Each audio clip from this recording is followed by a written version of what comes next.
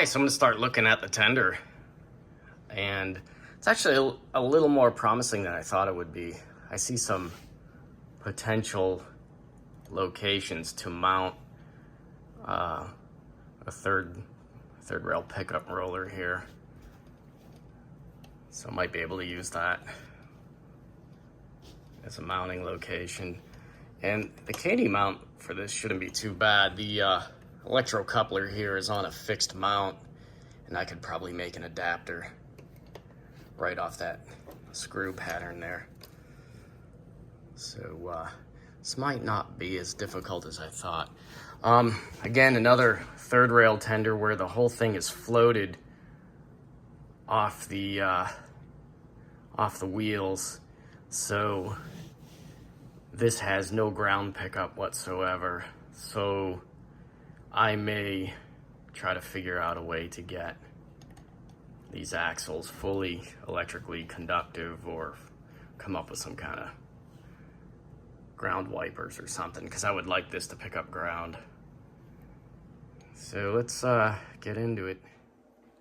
Man, this thing is tight. I'm trying to get this apart, and it's filled with some kind of debris. I don't know what the heck's coming out of here, but I've got the sneaking suspicion that there is a smoked battery in here.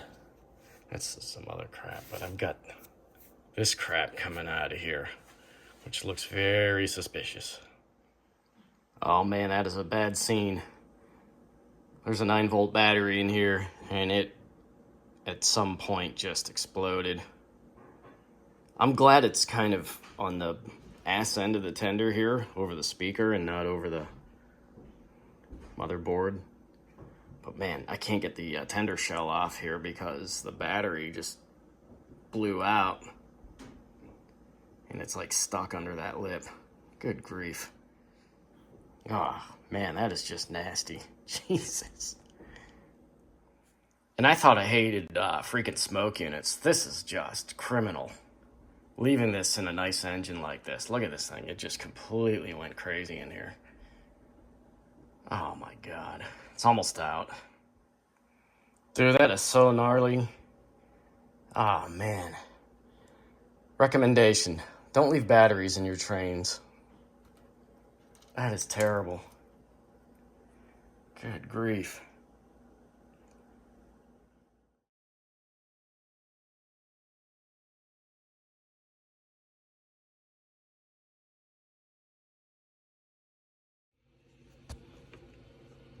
So 3-rail coupler's off. You know, if you ever work on these third rails, just pay attention to these isolators they put around their hardware. That's to maintain the integrity of the tender shell being an antenna. You can see the antenna lead connected to the tender shell. There's also that eyelet there is connected to the tender frame. So, curious thing about this tender was that the coal load was removable, and it's actually attached to a big cast lead weight. So I'm going to try to get the antenna in there, so I'll have to strip that all off and rebuild the coal pile. But kind of neat. I didn't have to butcher the tender. So I'm going to work on that. And right now I'm going to start working on the Kadee adapter.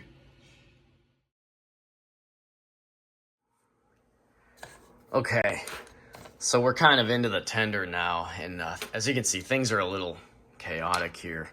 Working a couple of projects at the same time. Again, 3D printer assisted projects. So I have a custom speaker housing to get maybe some better audio performance out of this speaker here, and I came up with a couple designs.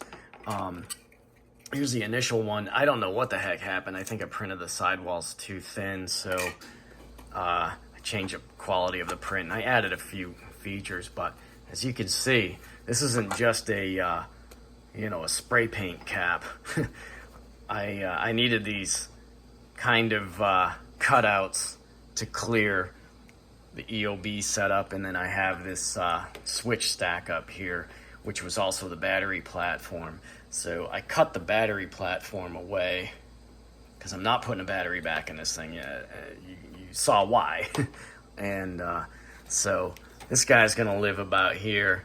But this project is kind of intermeshed with this pickup roller project I have too. So what I came up with on this truck, as you can see, it's a very minimal truck.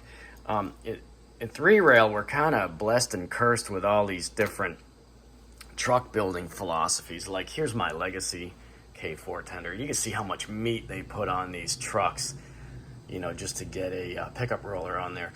So looking at this actually gave me an idea for setting up the pickup roller on here. It's kind of outrigged.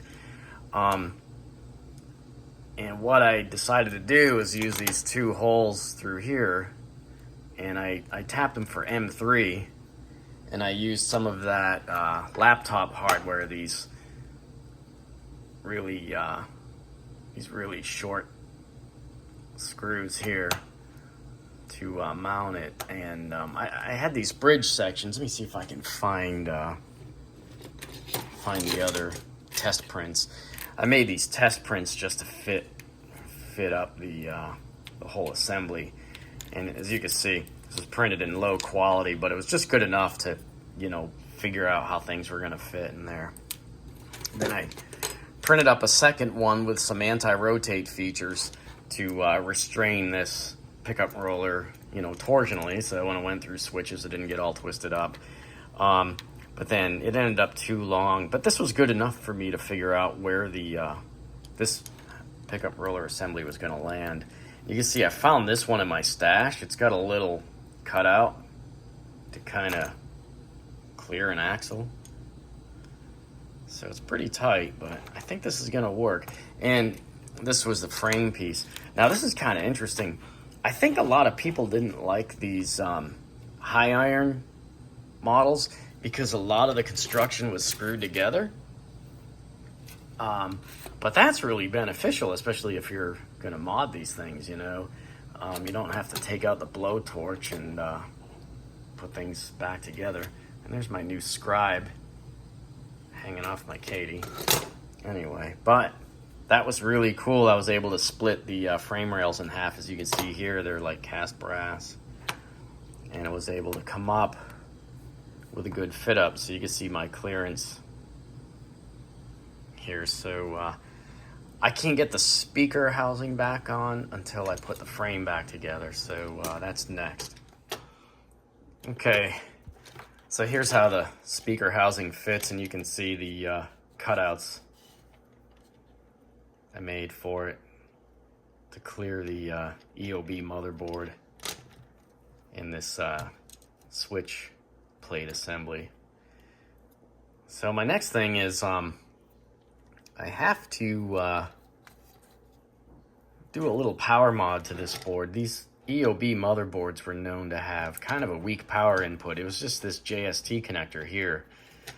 So some of the boards I've had, like this old scrapper here, had some power connections directly to this bridge rectifier. So the leads to the old markers are going to be repurposed to just get connected here at the bridge rectifier, and that just keeps any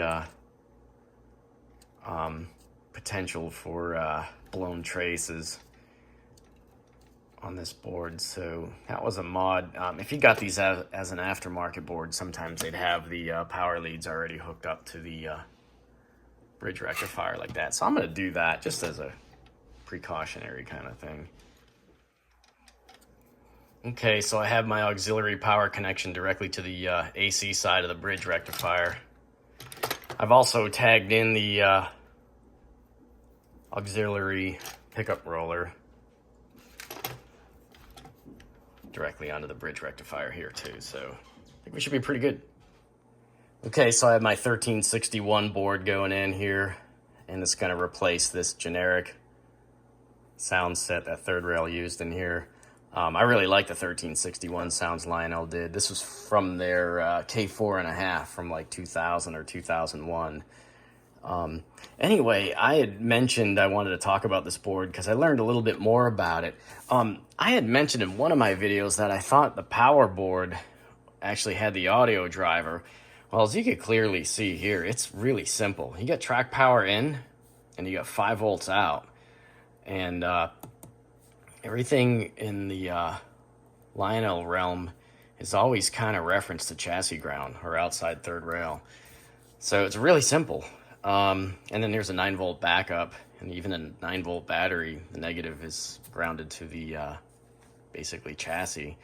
So I don't know why I said that or thought that. I guess maybe I never really thought about it, because I always use these boards on a kind of a hosted Lionel motherboard or something. But I mean, you see how simple the wiring is. You could almost get some header pins and make a really small package out of these guys if you were so inclined. I have a project in mind that I might actually do that, and I might just hand wire these things through some header pins. If you're really ambitious, I guess you could remove these female captured headers or whatever they call these things, these shrouded headers, and through hole solder. But I think I'm just going to get some headers at some point, and I can make some 3D printed brackets to hold them in place. But anyway, going back to the actual audio board is more than just the stored audio. It's actually got the driver. You can see, the sound pot comes in there, and the speaker's hooked up directly to this board. So that kind of gives you a clue there's something more going on. And what is going on here is this, see if we can find it, this LM4861M. It's called the Boomer. There it is. It's a 1.5 watt audio driver, and you can look it up for yourself on DigiKey. But that's the little guy that does all the sound here. And if you look at the data sheet, the speaker output's connected directly to that. That's what's driving the speaker, basically, that little small outline IC there. So kind of neat. You learn something new all the time. Maybe I did know it, I just wasn't even thinking about it or something. But anyway, I'm going to go ahead and put the 1361 sounds in here, and we'll take this for a little test run on my short test track here. Okay, so we'll give it a try here, but just one note on my little speaker enclosure here. The idea with using this is to just keep the air movement from the sound from rattling all the stuff in the tender. So it's kind of experimental. I don't know if I'll get a volume boost out of this thing. This was kind of a respectable speaker. I don't know if I mentioned it, but it was like a 2-watt speaker. I had a pretty good magnet on it, and the sounds are okay in here. I may seek out a better speaker someday, but for right now, I think this is going to be fine. So let's just see what it sounds like.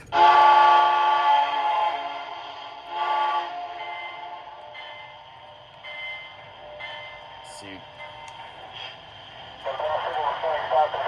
That's lame. Anyway, should have. Pennsylvania 1361. You are clear for departure. Kind of a bonus to get the proper sound or cab number announcement, I guess. Although I don't use it that much.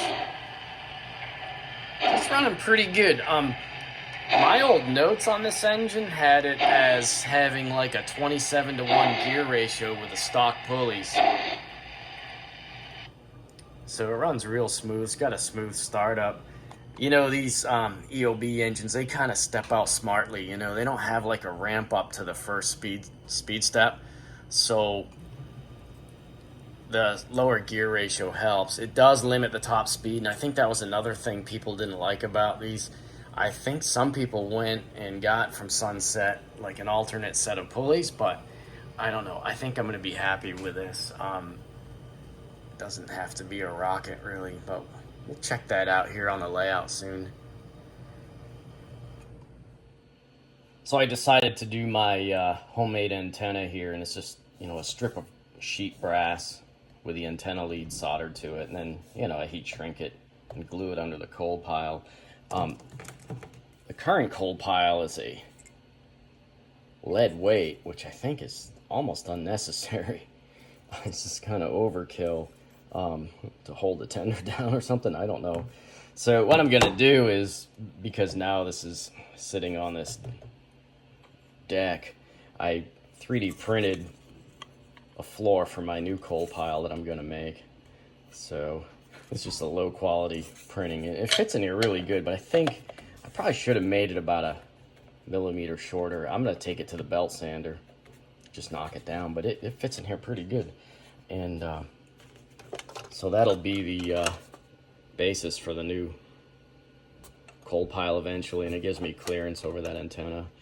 And on this end here, I filled in the markers with some clear PLA print, and the lead holes for the LEDs I took out are kind of filled now. I made some 3D printed plugs to go in there. So it's coming together. I don't know if I'm going to do much else on the tender. I was going to put the Barco steam hookup back here and the brake hose. I might do it still. I don't know yet. I just trying to decide how long I want to work on this. Anyway, I thought I'd address this main rod slapping these front driver crank pins. What I ended up doing was I took the bolt out. Where Lionel will use a shoulder bolt that creates the crank pin, and they'll actually tap the driver itself. Third rail actually has like a real crank pin, and it's actually threaded. I don't know if you can see. You can probably see it better back here. There's an actual real crank pin inserted into the driver, and then you see the gap there. Well, that's what I wanted to eliminate on the front drivers. I didn't care so much about the back. That's not going to give me any trouble. There has to be a little bit of give here. These drivers need some lateral freedom. Okay, see that? To guide the engine through curves. Especially on 3-rail stuff, we run tighter curves. We tend to.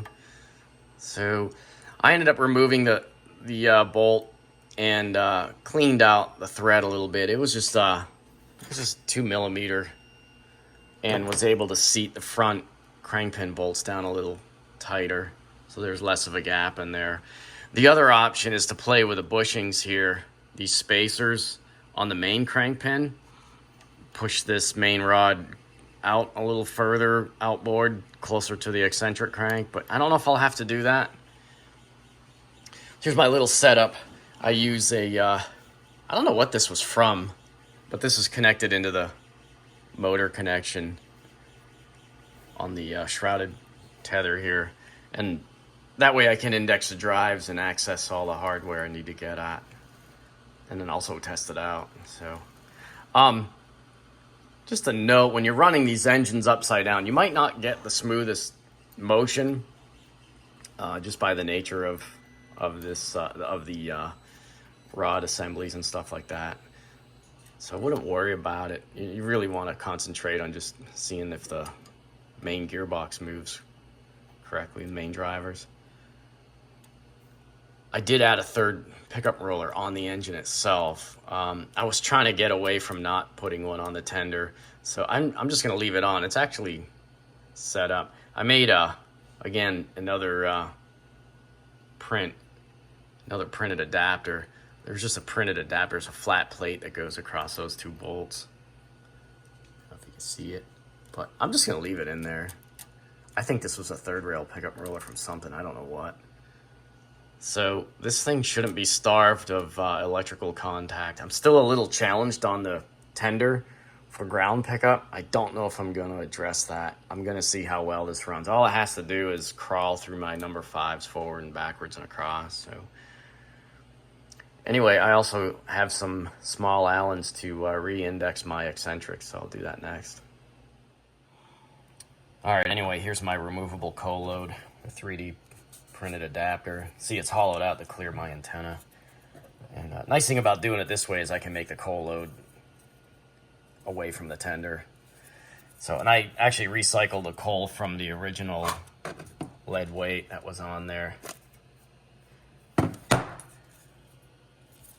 So that fits right in there. It's got to get painted. I'll just bomb it with some flat black. But that's it. I can move on now, I think.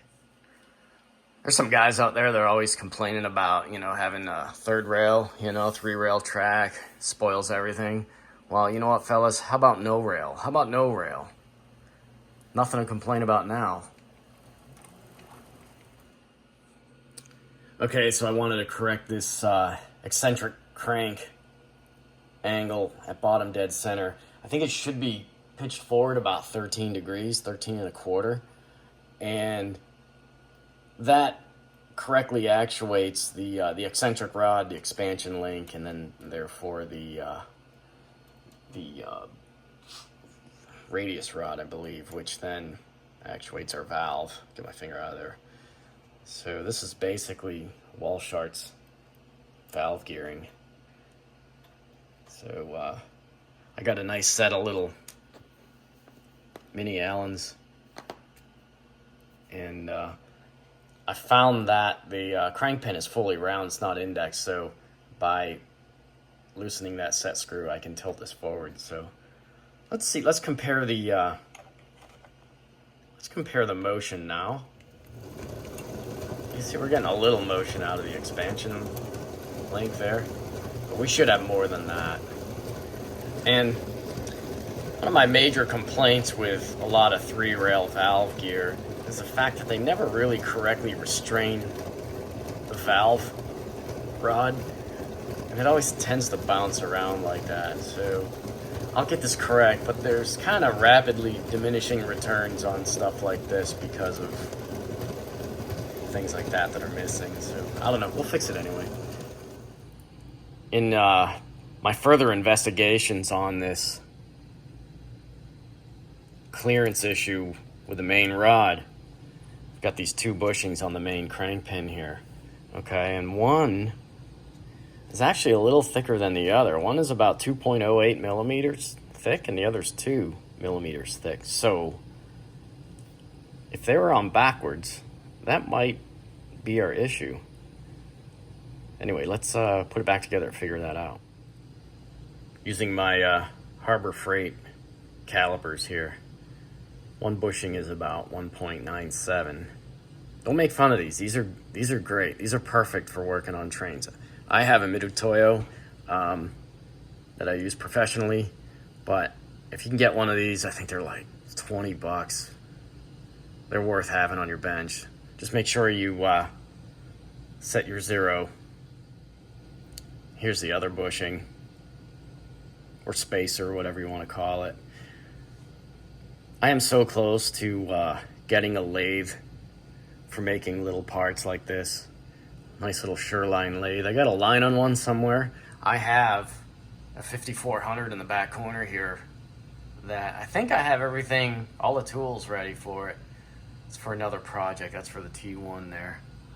But getting back to this, let's try putting these back on. The thicker spacer is going to go on the back side to push the main rod out a little further. Make sure that goes back together correct. That looks pretty good so far. I gotta go check the other side to make sure they're like that. But you see, with a spacer stack up, we're right at the edge of that shoulder on the crank pin, so this is where the eccentric crank will hang on. So let's get that eccentric back on. So I believe I have the angle set correctly. Let's take a look at the motion now. Let's go forward. I think the idea is you want that crank angle.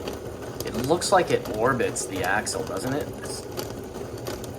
I think the idea is it's supposed to be leading the axle by 90 degrees as it goes through its rotation.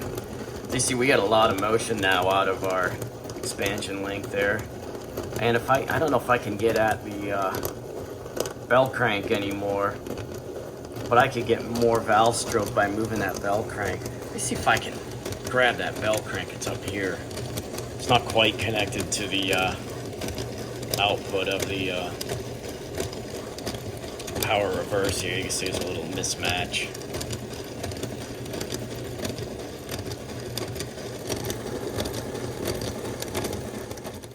Okay, I do believe I have it set for like maximum cutoff in the forward direction. So let's see how much motion we get out of this now. Now, if this just didn't bounce around so much, that would look pretty cool. Yeah, this shouldn't be moving in there.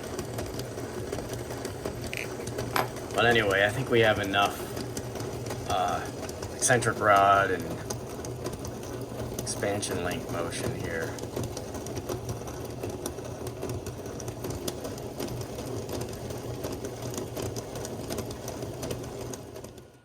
So now we're on the Fireman side, and things are even more interesting now that I've taken some more measurements of these spacers. One is like 1.6 millimeters, the other is 1.5. So what I might do is go back to the engineer side. I'm gonna take one of those off and swap them for these. I wonder if the idea is that the inside spacer is 2 millimeters to clear this main rod. The outside is just the thinner one, the 1.5, just to seat everything close to this crank pin shoulder. I wonder if I'm getting, this 0.1 millimeter measurement. Might just be the tolerance that these were made to. But there's definitely just about a 0.5 millimeters difference. So I'm going to take them all off. I'm going to lay them out here and see what we got.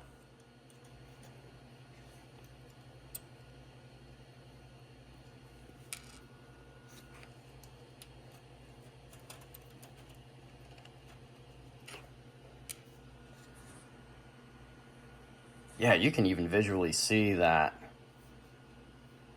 there's some thinner ones. You can visually see that now. There's definitely a 0.5 millimeter difference. So maybe somebody worked on this engine at one time and just mixed these up, didn't pay attention. I probably would have done that too, and probably wouldn't have noticed till I got some rod clanking and stuff like that. So let's measure them anyway, just for the fun of it, and see what we got. So yeah, these are definitely intended to be two separate pieces. One is about 2 millimeters, the other is about 1.5, with it looks like about 0.1 millimeter tolerance, which is fine for what these are. But definitely the thicker one's got to go on the back side of the main rod just to give it that clearance so it steps out over that front crank pin. So pretty cool. I guess the other thing to do too is to measure this crank pin depth to the shoulder. I don't know. Maybe it doesn't matter. Anyway, let's get these back on, see. Anyway, what I think I'll do is mix up the fattest and the thinnest of each of these. And that'll get me real close to what I think is the crank pin depth to the rest of the drive rods here. So you can see when you add them up, the fattest rear spacer and the thinnest front spacer gives me 3.64 millimeters. Same with the other thing. The thinnest rear spacer and the fattest front spacer gives me 3.62 millimeters. So that makes me kind of happy. We'll have a similar spacing here. Yeah, if I don't stack these that way, I'll end up with a little bit more.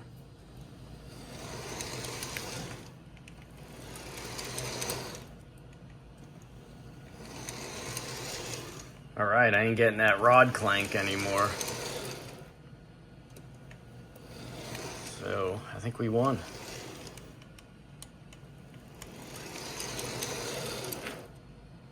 Cool. All right, so I'm working on some of the Boilerfront details. As you can see, I've pulled the LEDs. The boiler face just slips right off here, which is kind of nice. So I don't have to take the engine back apart again. I don't know if you noticed in the first video, I discovered the smoke box is actually sort of press fit into the front of the boiler here. And I don't remember that on mine, but kind of threw me for a loop when I had the thing coming apart. So anyway, I've pulled the LEDs. I'm not going to chase out the wiring on them. I'm just going to tuck them in here. I'm in the process of printing some plugs for these. You can hear the printer running now for these holes for the LED wires. I think these are so nicely done. So I've plugged them. I've been printing these in clear PLA. I've been printing these rods, and they're kind of rough. I try to print them to the best resolution I can, but I'll print 3 or 4 different diameters, and I'll cut them off and fill these markers and class lights. And I'm using this gallery glass.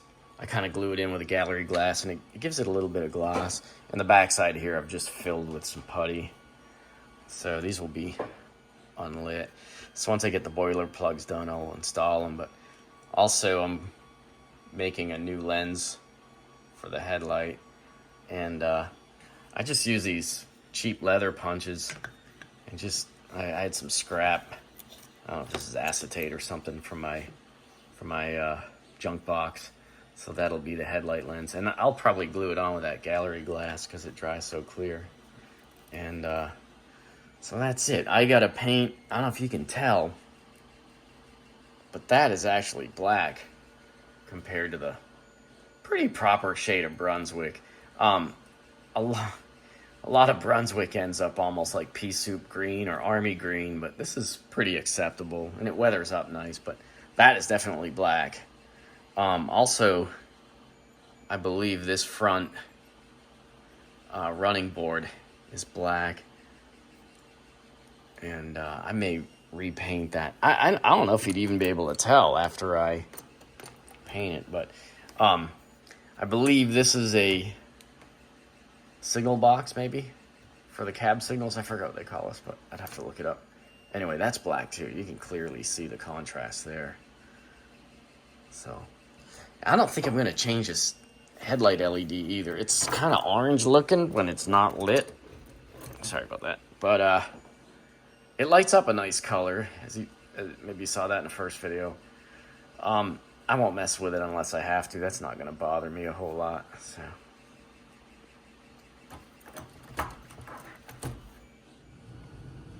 Okay, I take it back about this LED. I got to do something about it. It's sticking out just a little too far, so I can't seat the lens nicely in that nice rim there. So I see there's tiny little pieces of heat shrink on here. Maybe I can take those off. Okay. You see the gallery glass in there. LED still works. So that's good. It's just kind of weird. The camera doesn't pick it up on certain angles.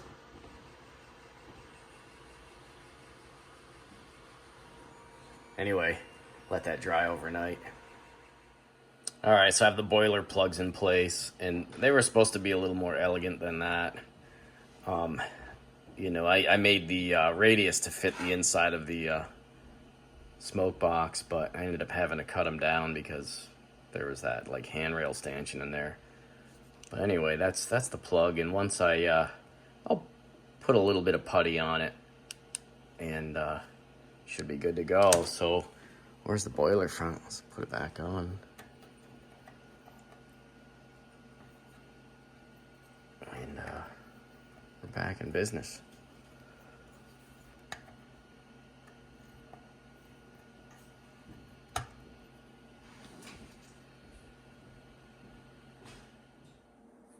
Okay, so to get these guys on here, I had to grind down what was left of the one that broke off, and this looks pretty nasty now, but it'll clean up pretty nice. I had to fill this hole. I had to Dremel sideways to get everything flat and to get these guys to lay in there right. And I think it should come out all right. So. Okay, what's going on here is I'm trying to recreate this footboard for the Fireman side. It's missing, and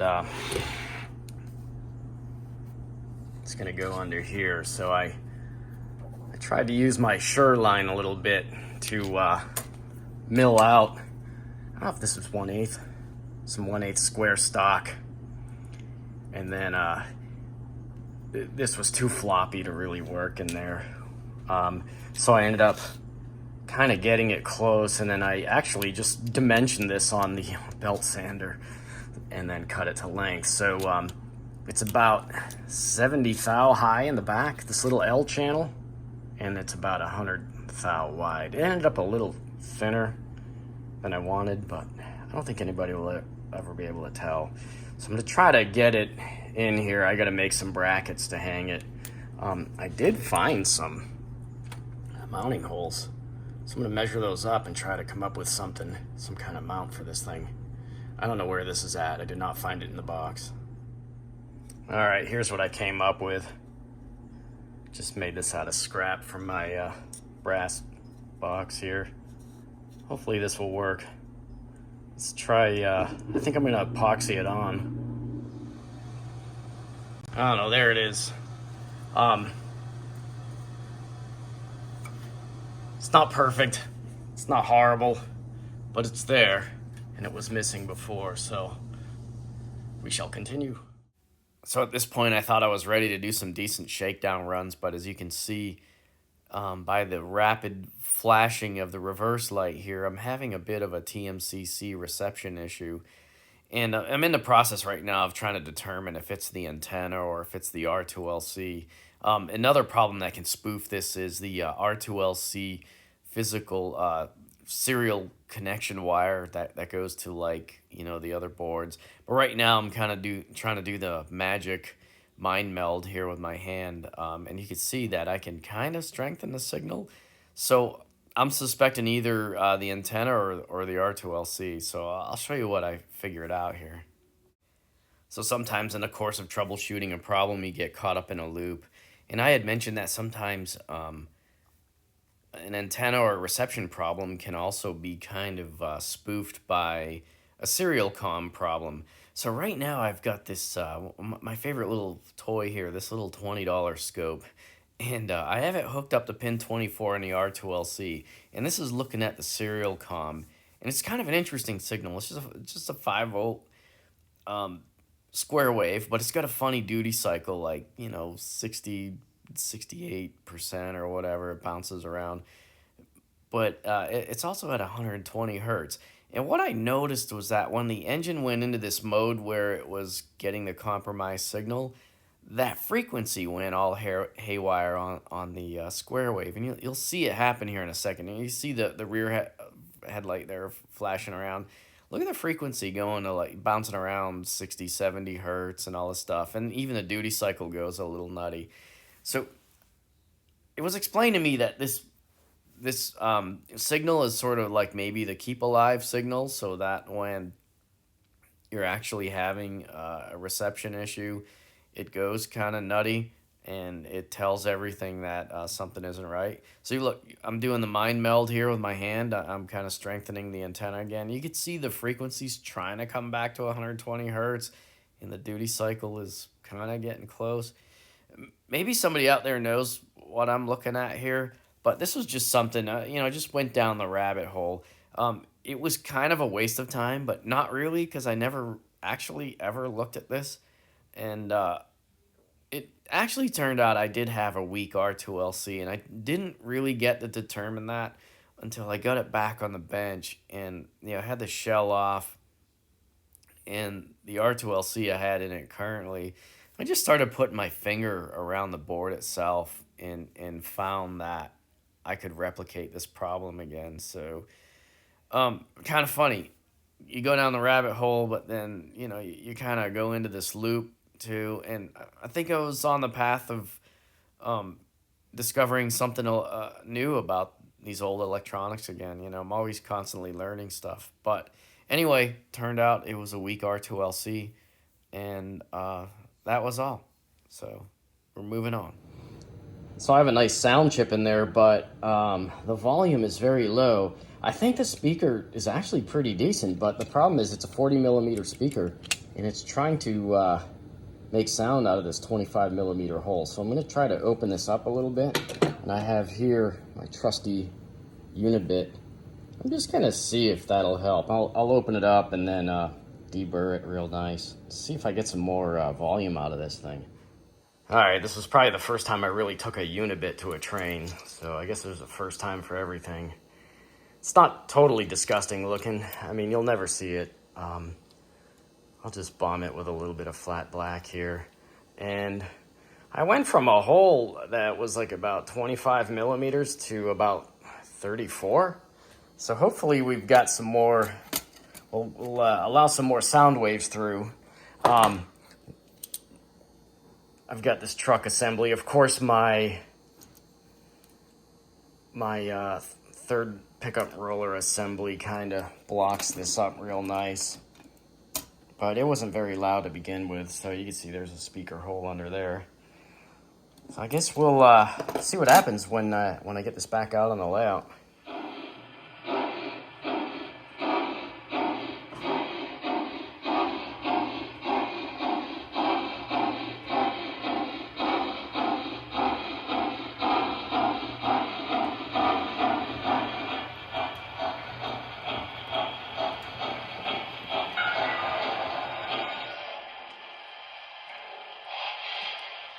Alright, so this is the current state of the 1361 here. It is running. I have it pulling a kind of a short mail express train with a couple of coaches tacked on. And as you saw in the first video, it showed up kind of running, but kind of not really. So I went through and got all that stuff fixed up. Next phase is to do a little bit of cosmetic paint work. I added this connection to the power reverse. Got the markers filled in. I've got the holes in the smoke box filled in. Got a little bit of touch up here and there to do. I mean, I don't know how this happens to an engine, but anyway, I got our brake and signal hoses added back on here. Don't know how that got scratched up, but like I said, I had to paint. I think I have to paint this pilot, these front running boards, this, I think, battery or signal box. Can't remember what this was. You can see it's clearly black. And that's it. Gonna add some cab figures. I don't think I'm gonna replace this wing window or whatever on the Fireman side. I also have some nice wire wrap to experiment with. That's gonna show up so I can hide this multicolored tether a little better. So I've got my 3D printed coal pile base hiding my antenna.